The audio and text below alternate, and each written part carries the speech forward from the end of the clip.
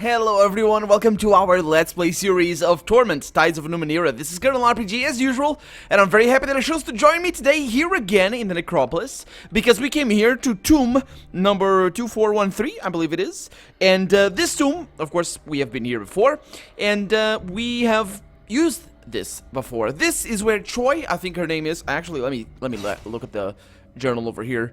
So secondary quests, we have the Lost Shepherd over there. See if it is. Yeah, we need to go to the labyrinth. Infestation. And I still need to go there. Yeah, that's really. Yeah, we're doing a good job in terms of taking care of our secondary quests. Yeah, basically we need to find the first cast-off tomb. And I think that is, as I said before, the girl that we see in our memories, Choi or whatever her name is. It's gotta be somewhere in here. The name that we are looking for. But last episode we were given the location, and more importantly, we're given something, I'm not really sure what, because I tried this off camera just to make sure that this was indeed the location, and it is location, but the thing is, it didn't used to do anything before, and now it does.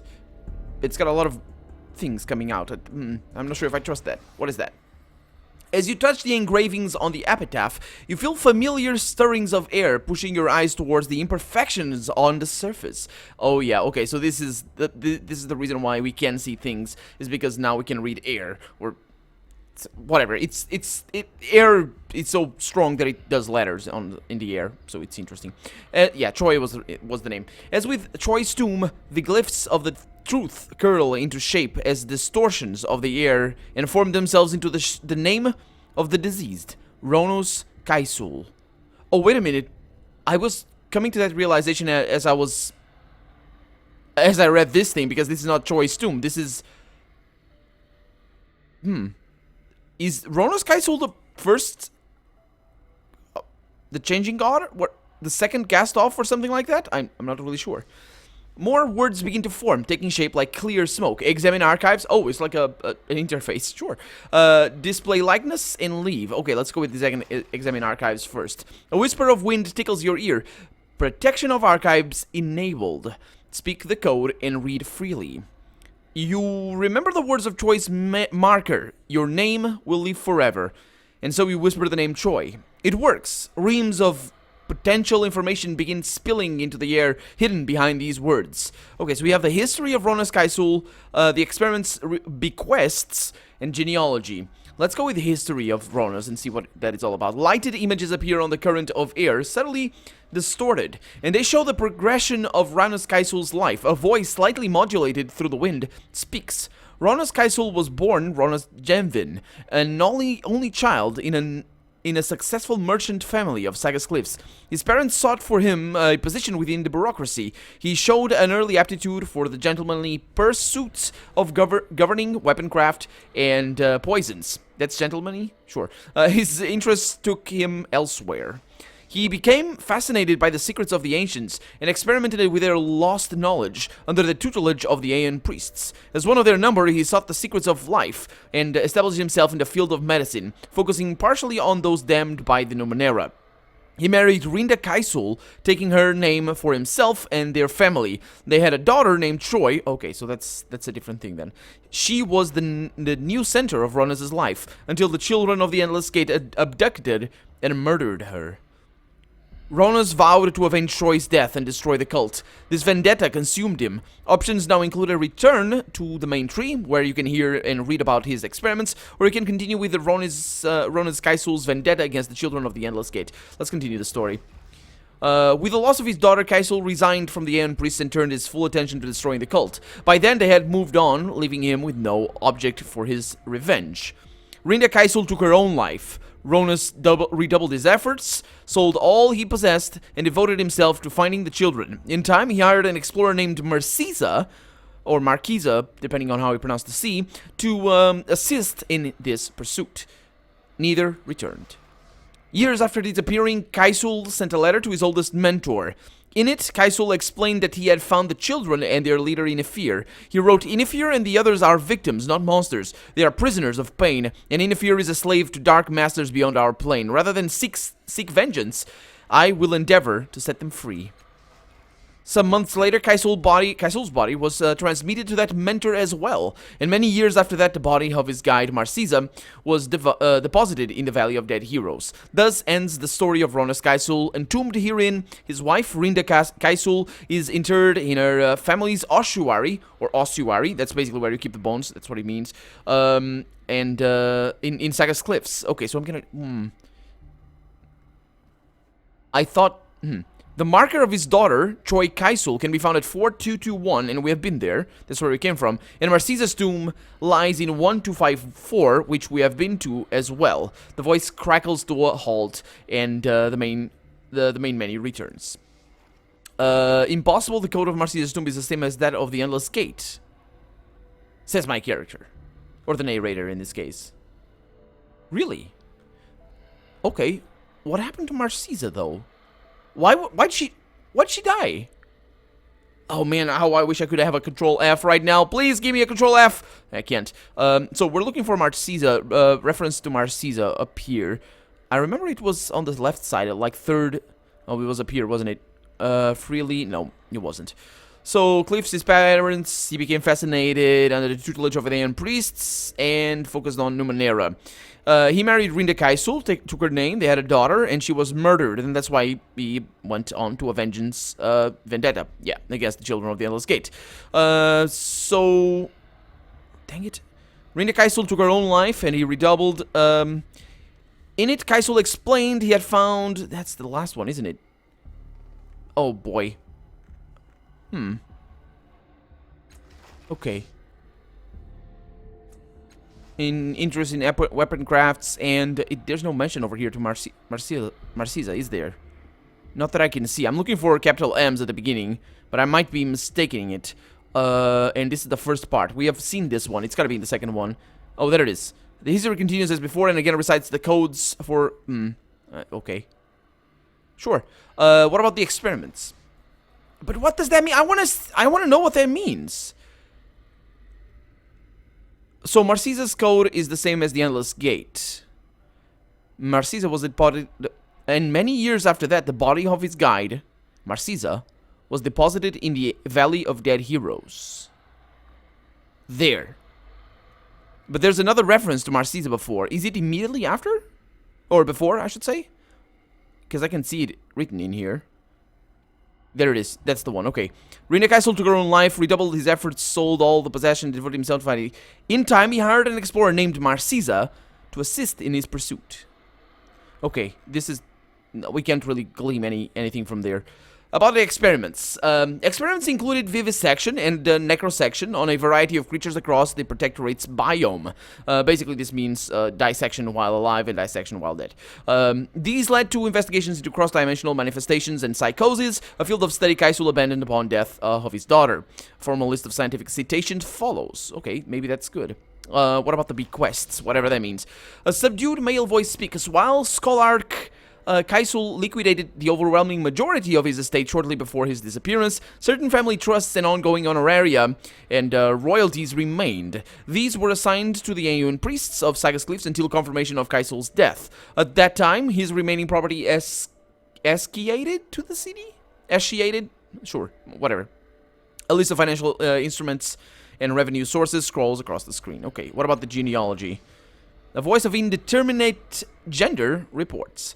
Scholar Kaisul Ni Genvin conducted extensive research into his background. He has uncovered trace evidence that he is distantly related to the slave families, though further research suggests that his particular branch was excised 150 years prior to his birth. He married Rinda Kaisul, and they produced one daughter named Troy. She perished, and with her passing, both the Kaisul and Genvi's lines vanished.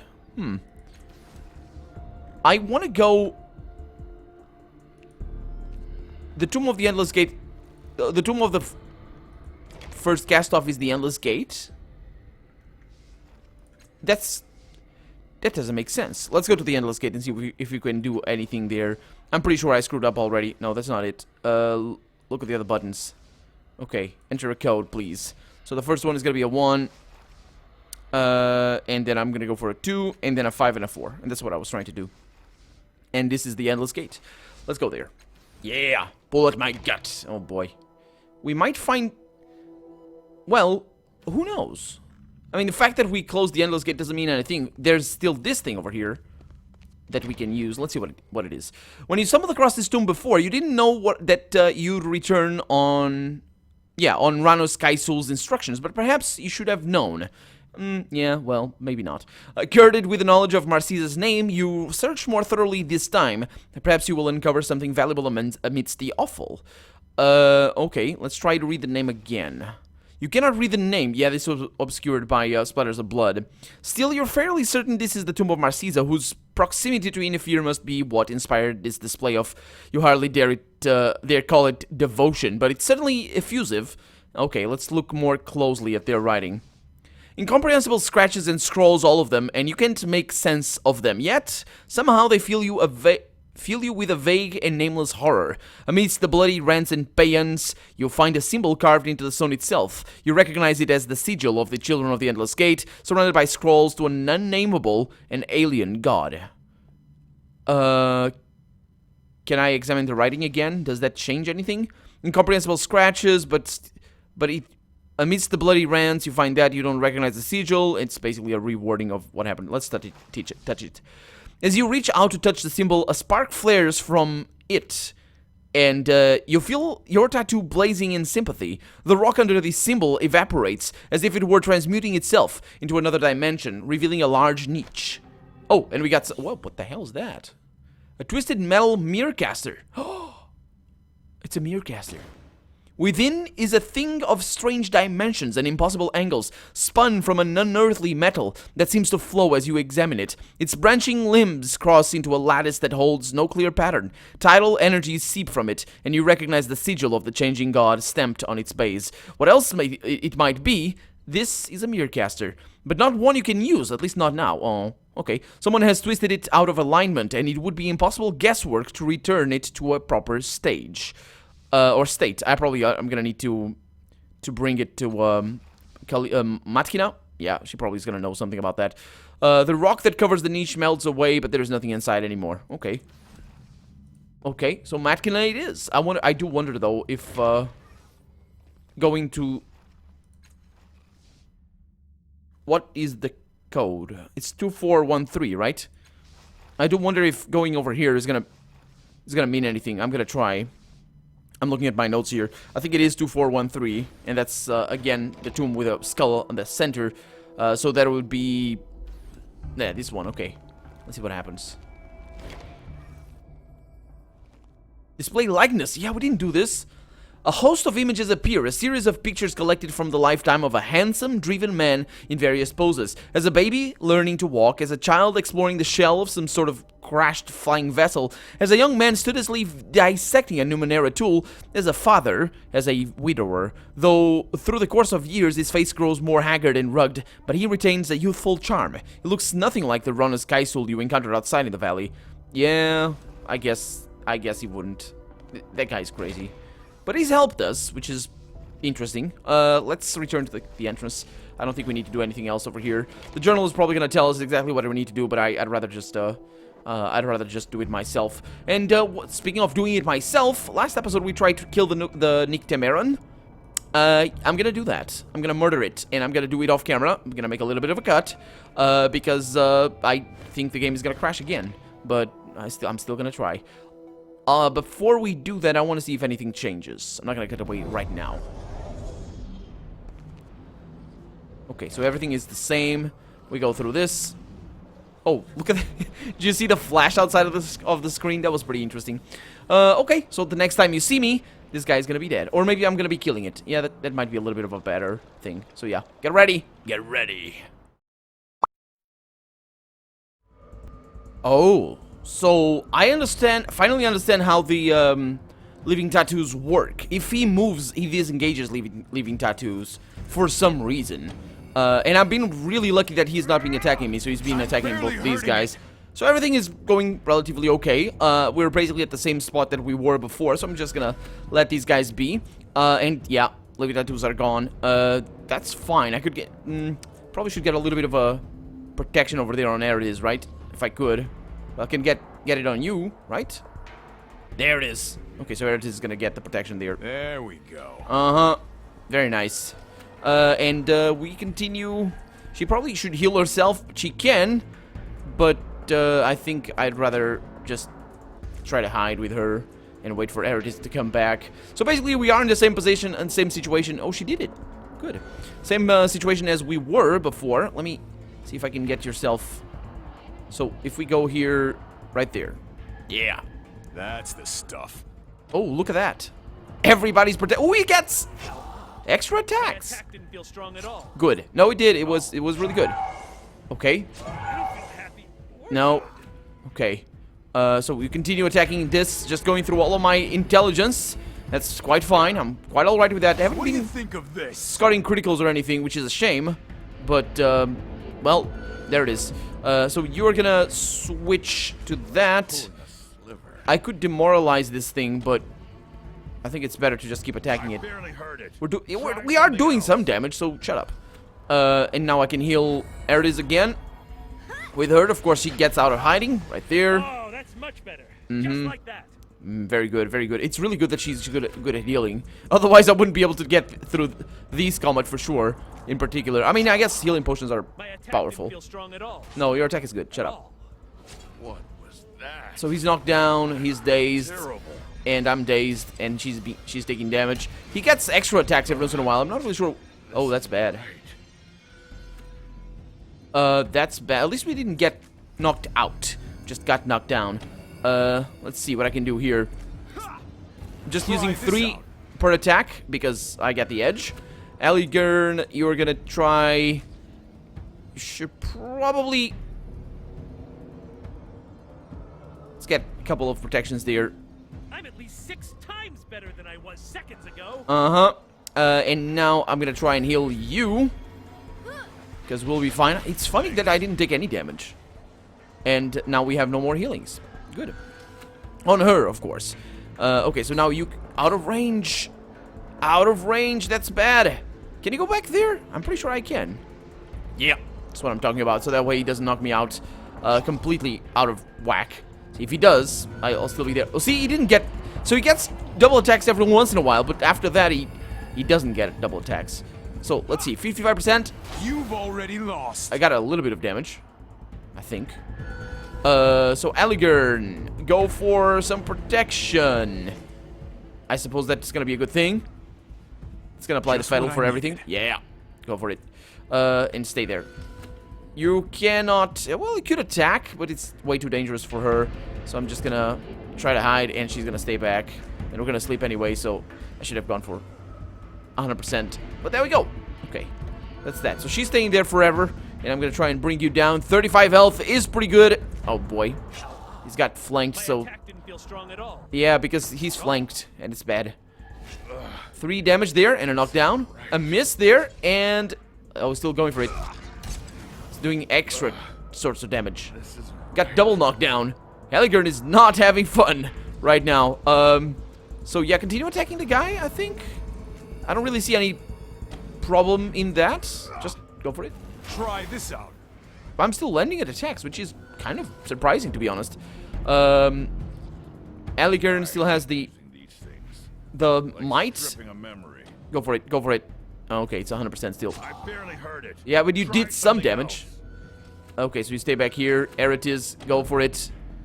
Let's see how much damage that does. Heroic strike of With a the critical, 11 damage. Or was it 14? No, 13. And that's that. He's bleeding, so he takes 1 point of damage. He got a critical hit on Aligern. On Eritis, rather. Oh boy, please don't kill him. Please stop. Yeah, that's what I'm talking about. Okay, so he's out of range. And we got terrible noise for some reason. Oh, I'm gonna use... Yeah. the You missile. hit me, I'll hit you. And that's the Naran gone. No dialogue. No loot. It's just... That thing is gone. I wonder if that's supposed to be precisely how I... Yeah. Pointless. Well, he did attack us. Well, this time around, actually, I attacked it outright. Didn't ask any stupid questions. I went out and attacked it. So let's go back over here, talk to Ronus Kaisul, or the guy that's trying to be Ronus Kaisul or whatever, and see what he has to say about our newest discoveries. Oh, welcome back. Okay, so I can't say anything, which means that I need to find the first cast-off's tomb. I've arrived in the valley now. I need to locate the first cast-off's tomb. The passage to Miel Avest is supposedly inside the tomb. Airship thief, Master Renius. Yeah, I know about that. Oh boy, how do I do this then? If I can't use, I can use it. Okay. That's not it. Is it? No, we are. Oh, that's right, because we have 2 mirror casters. Oh, so Matkina is not gonna. Maybe Matkina is not gonna need to help us. It's a bonded item, very ugly item. What is this? Let's use it. This mirror caster is made of strange dimensions and impossible angles, spun from an unearthly metal that seems to flow as you examine it. Its branching limbs cross in a lattice that holds no clear pattern. Okay, so we knew about this before. Let's access the mirror, I guess. The silent voice of the mirror within sings to you, calling you to join it. Yep. Someone has twisted this. Oh. It would be impossible guesswork to put it into a proper state. Can I keep trying? Huh. So that one I can't. What is this thing? 5143. Didn't I go there already? I didn't go here already, did I? I don't think I did. Let's try and use this mirror caster over here. Circulating mirror caster. Let's use it. See what happens. You withdraw the coiled mirror caster from your belongings and weigh it in your hands. It is lighter than it appears. The liquid within calms at your touch. The mirror container within the device does not calm. It hisses and boils, filling your mind with small clawed shadows. A headache builds behind your eyes, but despite that, even because of it, you feel compelled to sink into it, to let it wash over you. Let's inspect it first. I don't remember where I got this. The liquid within the tubes lies utterly still, no matter which way you tilt the contraption. Occasionally, a bubble pops against the glass, and something within the device shudders. Here we go. Into the mirror. What? Why do I have 0? That's my intellect. Oh, I screwed up. I need to sleep. I need to sleep. No. No, I'm not. No, sure. I don't care. Just go away. No, terrible. I want to load the game. Can't load it. Oh, I can't even get out of the game. Huh. Okay, try not to spoil anything for me. Although we might have just done something very important. Okay, shh, go away. Shut up. Let me reload here, because we need to sleep. And yeah, it's a shame that we can just stop that. Okay, so, for us to sleep... Oh, go away. What is that? It's this fetal, I think. Or some fetal, I guess. Or maybe because I don't have that negative fetal? Or what happened? Why does he have that and I don't? Okay, go through there. We're gonna ask the guys up there for me to sleep, because they do it for free. Otherwise, I could go to the guys over to that side of the map, and that should be okay as well.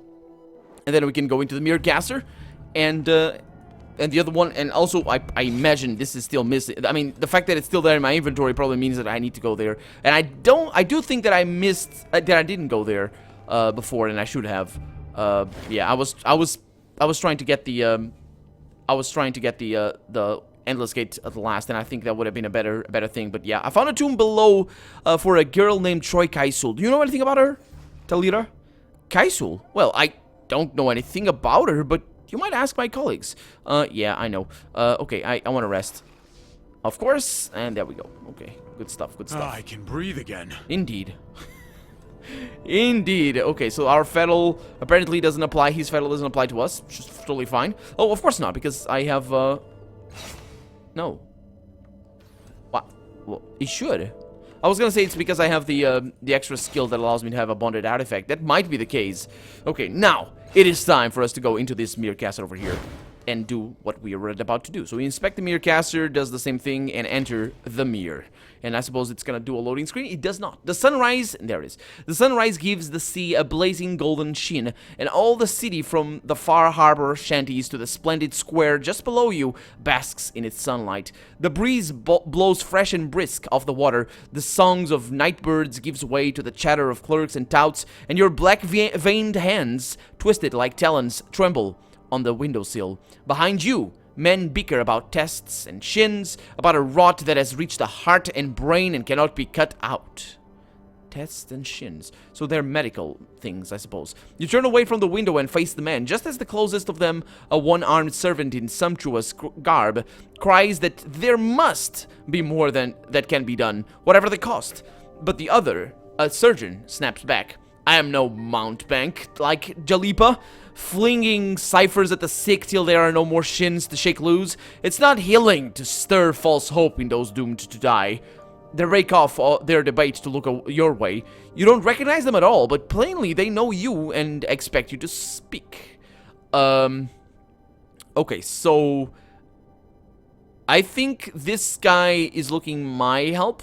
If this is a surgeon, I'm thinking this is the surgeon. Can I sumptuous garb? One hand? Yeah. No, this is the surgeon over here, and this is the guy that only has one arm. So I'm thinking that I am helping this guy, so tell them to leave. Let's go with that. As you cry for them to go, your servant's eyes widen as if to better take you in. Understanding slowly shines forth. It is me, your grace, Cardogo, and this is Adam of the island. He has been treating your condition. Oh. Did we read about the sorrow taking away memories? The surgeon nods slightly, adding, I think we read about that. My services are at an end, your grace. The roots have spread too far, far too deep. But what the wind sowed must now be ripped. My condition? Roots? The wind? The two men share a quick, obvious glance, and your frail body quivers at the gesture. Cardogo draws closer. The wind touched you, your grace. As he says it, his fingers dance as if unbidden upon the flat expanse of his maimed side. The iron wind. What it touches, it changes, seldom for the better. Oh, the nano machines that destroy everything. I think that might be it. Your changing was slow, he says. All these years you fought it. The doctors fought it. We fought it together. The islander's voice has none of Cardogo's softness. And now you have lost. You are leaving this life at last. All that remains is to decide whether you will do so properly. What's wrong? What's wrong with your side, Cardogo? Cardogo shakes his head. You know, your grace. The wind changed me too. When I sought to shield you from its touch, I failed you then, as the doctors have failed you now. Perhaps he sees your eyes lingering upon his unbalanced body. We both paid too high a price, your servant says, his voice breaking slightly. I'm sorry. It wasn't you who made the wind, your grace, Cardogo replies, and it was I who begged to go with you to the border march. I went freely, and freely did what was right, and you've given me better things than an apology. Then, as if ashamed at this outburst, your servant glances at the doctor. Okay, so he's not with me. He's with me. Okay, so I understand now. I will try to burden more quickly. I will try to bear the burden more lightly, your grace. You carry too heavy a load already. With a sharp smile, Aram answers, your grace will not bear that burden much longer. With a smile, why? This will not kill me. I will not die. Trembling, you swear you'll defeat the rot. Perhaps with the help of this Jalipa alone if you must. As your rant rages on, your voice grows more ragged. And at last, you stagger back and catch hold of your desk to keep from falling. The doctor shakes his head and leaves, and Cardogo helps you into a chair. You won't fight alone, your grace. He wipes sweat from your brow. For now, though, you must rest. I will have the kitchen prepare a broth, and I will let your family know. He lingers a moment longer without saying why. When he goes, a tremendous weariness overtakes you. Beyond the window, the sun has risen, and the sea is restored to old gray waves crashing on a sullied shore. And with that, I'm Colonel RPG, and this has been Torment, Tides of Numenera. I really hope you've enjoyed it, and if you did, go ahead and leave a comment, like the video, but above all, thank you so much for watching, and I hope I'll see you next episode. Bye-bye.